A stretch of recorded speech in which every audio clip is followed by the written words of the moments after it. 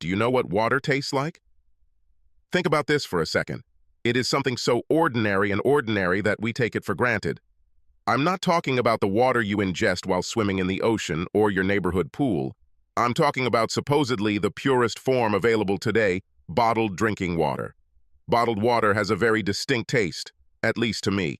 I can easily tell the difference between bottled water and tap water, and can even tell the difference between brands, the way a wine connoisseur can tell the difference between bottles of Chablis. I can also tell how long ago the bottle was opened. There is something about the taste, or lack thereof, that makes the experience unforgettable. And this isn't some weird superpower, it's just a quirk that I've come to appreciate over the years, and a lot more recently. My friends and family don't know about it, and I haven't even told my wife about it, and that's my story. Last year, Lauren, my wife, started buying these little squirt bottles of scent to add to her water bottles. The flavor was supposed to add zinc to regular water. Personally, I don't really like it. To me, it tastes like someone spit bubble gum into a bottle and shook it. Anyway, she decided to try them on me. I tried it and told her that I prefer clean water. She didn't get the joke because she kept secretly adding the flavored substance to the bottles from time to time. This periodic mixing has been going on for a couple of months now. I try to be polite about it, but when she doesn't look, I change the water to unflavored. And then, at our annual summer barbecue for the entire area, something happened that I did not expect.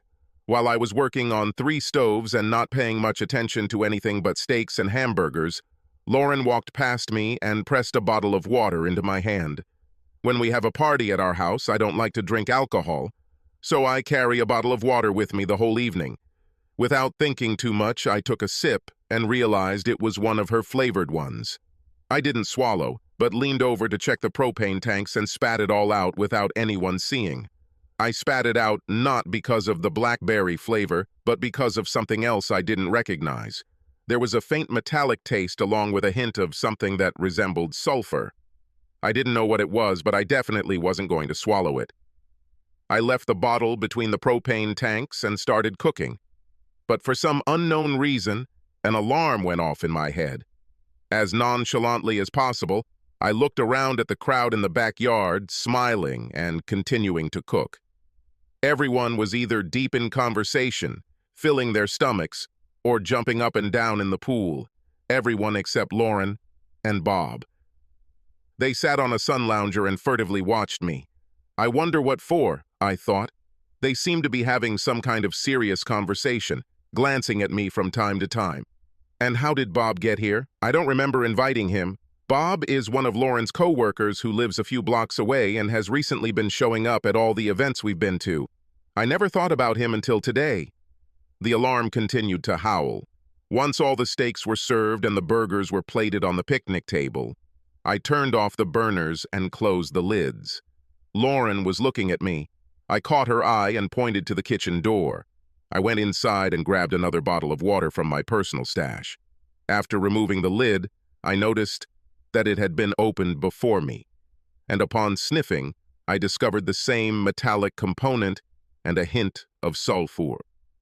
Maybe it's just a defective batch? I thought.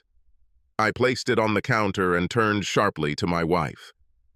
"What happened, Chuck?" she said with her sweet, slightly curved-lipped smile. "Oh, nothing, just replenishing supplies. I think we have a bad batch of water. It has a funny taste." "Oh, I don't understand how this can be. You probably just ate something, and that's the aftertaste. What did you do with the one I gave you?" Thinking quickly to avoid getting into trouble, I made up a little white lie. "Oh, I finished it. Here, I've come for another one." She smiled and ran her fingers through my hair, all the while looking into my eyes. "Okay," she said, taking the bottle I had just placed on the counter and handing it to me. "Take this one and go outside. Look after our guests. I'll clean things up a bit here." As I walked along the path to the pool, Bob stood up and went inside. I noticed because that damn anxiety in my head was howling louder than ever, and every time I looked in his direction, it went up an octave. Something damn strange was happening. But what? I walked through the crowd of friends and walked to the side door that led to our bedroom. As quietly as possible, I tiptoed to the door and listened. "I don't know," Bob said. "The guy who gave it to me said it affects everyone differently. Some feel the effects immediately, while others take an hour or two. Be patient." "Well, I'm too damn horny to wait," Lauren growled. "I want your pants off right now. Damn it, Lauren, don't ruin a good moment. Once these partygoers leave, we'll have our own party. Be patient. It was you who wanted me to have sex with you until I lost my pulse, while he slept in bed next to us. I don't even know why, because he has always been a good husband to you." Yes, he was a good hubby, but he was too vanilla, too predictable in bed. I want a little excitement, a little danger, without compromising everything I've worked so hard for. And you, sir, provide this little danger. And you are certainly not vanilla. Yes. Well, I also don't want to do anything so as not to lose you. And I remember that I promised never to cross your path. You have a very evil temper. Well, if you want me to be patient, you'll have to kiss me to put everything off for later." There was silence, and then a groan that I had heard many times before, usually at night. The feeling in my stomach was like nothing I had ever experienced before. My insides were burning and my heart was beating faster and faster. The images in my head were like a poorly dubbed Asian movie as the years passed before my eyes. The screen in my head replayed every moment since I first saw Lauren across the room in our European literature class, each scene repeating the same dialogue. Lauren repeated over and over, "I want your pants off right now." My head was ready to explode. "Now you have enough to hold on until your hubby falls asleep?" Bob asked in a whisper. Yes, lover," Lauren said, responding to his whisper. "Now get out of here before they see us." I went out the side door again, but didn't go back into the party. Instead, I walked in front of the house where everyone was parked. I needed to be alone and think about what I had just heard. So I sat on the porch steps and began to reflect on my life. For some unknown reason, I still had the water bottle with me that I had pulled out of the refrigerator just a few minutes ago, before my life changed. When I realized what was happening and what was in the water, I threw it into the yard. I sat there for a very long time and no one bothered me. Memories of the past mixed with fear of the future as thought after thought ran through my mind, trying to make sense of recent events. I knew what was happening now, but I needed to understand what would happen next. I had to put an end to the games that were being played at my expense, and I had to cause as much damage as possible to the criminals. One of whom, for now, but not for long, is my wife. After which I turned my attention to the bottle of water that I threw on the lawn. An idea was formed. Then a smile appeared. "It's time to get off your butt and do something." I grabbed a bottle of water and walked back to the party. With all the control I could muster, I found Lauren and said, "I need to run for a beer. I'll be back in a few minutes." She put her hand on my shoulder. "Do you think you can drive?" I looked at her and said, "Yes, I didn't drink anything except water. I'll be right back." I turned around and left her standing. As I closed the garage door, I caught a glimpse of Bob approaching it. In the garage, I emptied half the water bottle, added a couple of extra ingredients, shook it well, and placed it in the cup holder on the center console. I had to stop at the drugstore before going to the liquor store. I remembered that my grandmother always kept in her medicine cabinet and threatened us children with something called ipecac syrup. I never dared to contradict my grandmother because I knew what ipecac syrup was for. Now, it was perfect for my situation. When I reached the liquor store parking lot, I rinsed my mouth with a sip of bottled water. Without swallowing, I spat it all out onto the front seat. Then he took his new purchase, walked to a dumpster next to the building and drank half the bottle. The rest was thrown into the trash can. My stomach churned as I stumbled into the store on very shaky legs. When I was about halfway to the counter, I exploded like Vesuvius. Everything I had eaten in the last 24 hours was spewed onto their beautiful, clean floor. I fell and curled up, shaking like a leaf in the wind. The vomiting continued while the clerk tried to walk around the puddles to check whether I was alive or not.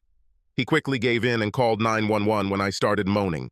one of the best police officers in our city, arrived before the ambulance. I'm sure she thought she'd just found some drunk collapsed in the liquor store. But when she saw me and the spasms that shook my body, she changed her mind, or that's just what I imagined as I lay there. Sir, can you hear me?" she shouted in my ear. Sir, what happened? Have you had too much to drink?" "No, just a bottle of water. My wife gave it to me. In the car." I left the bottle in the car. Then I vomited in her direction. Fortunately, she jumped out of the line of fire in time. I saw the police take a bottle of water from my car while the paramedics loaded me into the ambulance and took me to the hospital. Once at the hospital, they did all sorts of blood tests and drained what little I had left in my stomach. I lost consciousness after they shoved a tubie down my throat and into my stomach. Some time later, the same policewoman and, as I assumed, a doctor, came into my room and woke me up.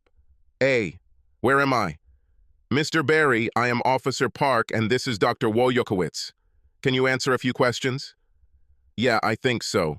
I'm a little dizzy, though. What's happened?" "Sir, you passed out at ABC Liquors. Do you remember being there?" "Yes, I went for beer." "How much did you drink today?" "Nothing. When we have a barbecue at our house, I don't drink. I might have to drive some guests home at the end, so the only thing I drank was a couple bottles of water my wife gave me. That's all." "Honestly? Are you sure?" she asked. 100%. "Oh, and a couple more pieces of hamburger." "Okay, then I think we might have a problem here. I'll let Dr. Vodakovitz tell you the rest." The man in the white coat began to speak. "Mr. Barry, the bottle of water that the officer took from your car contained a mixture of a sleeping pill called triazolam, a strychnine-based rodent poison that can be purchased at almost any hardware store, as well as digitalis purpurea, a common plant called foxglove. All three components were in sufficient doses to cause this attack in you, and if you had not been brought here immediately, you would probably have died within a few minutes. We'll have to keep you here for a couple of days to make sure there are no neurological or organ problems associated with absorbing this combination of toxins. You will now be given intravenous fluids to flush out whatever is left. We'll be able to tell you more in a couple of days, but for now, all you need to do is rest. Let the nurse know if you feel anything strange. I mean, anything. And, Mr. Barry, I must say that you are lucky. Luckily, your body rejected the toxins. Otherwise, we wouldn't be having this conversation right now. Honestly, you're lucky to be alive. In my opinion, the combination of this mixture of poisons could not have been an accident. Someone mixed them up for you in a big way." The room became terribly quiet. Officer Park excused herself and went into the hallway to answer a call on her cell phone. The doctor silently patted my hand, smiled, and left. I just turned away from the door and smiled too, but the smile turned into a frown when I thought about Lauren. When Officer Park returned, she looked worried. "Mr. Barry, I just spoke with another officer who came to your home to talk to your wife. When he told her what happened to you, she ran out into the backyard and started screaming and yelling at one of your guests, Mr. Robert Michaels. From what the officer told me, they both accused each other of putting something in your drinking water. Things turned violent between the two of them, so officers had to break them up. There was a lot of screaming, yelling, and other accusations that I can't talk about right now. But after they calmed down a bit, both were taken to the station. Your wife and Mr. Michaels will be questioned so that we can determine how they were connected to your predicament. Depending on their statement, charges may be filed. Whoever did this to you will be in serious trouble. They will be charged with attempted murder. Nothing could be more serious than this. Right now, you just do what the doctor told you to do. Rest and don't worry about anything. I'll leave you my business card, and if you have any questions or remember anything useful, you can call me at any time. Oh, and the water here is safe to drink, or so I was told. Good night, sir. I didn't have a good night. But they got more. Lauren and Bob received 3 to 5 years in state prison for second-degree assault. I asked the state prosecutor to show leniency because I did not want revenge, but only justice. They took the plea deal when it was offered to them, otherwise the state would have filed a charge of attempted second-degree murder. They will probably be released on parole in 2 years, provided they behave well. The guy who gave Bob the sleeping pills got 1 year for distribution of a controlled substance. He will have to wear an ankle bracelet for a year. Bob's wife filed for divorce after the verdict. Everyone at the party heard Lauren and Bob screaming accusations at each other about who put poison in my water and who you had sex with. News of their romance spread quickly. I have also been divorced for some time now. The only time I spoke to Lauren was 30 minutes after the sentencing. She apologized about 1,000 times. All I asked her was if this is what she meant by a little excitement and a little danger. I haven't seen her since then. I didn't talk to Bob. I'm still waiting for him to get out of jail before I have a heart-to-heart with him. Or should I say talk to him with a baseball bat, which will be in my hand.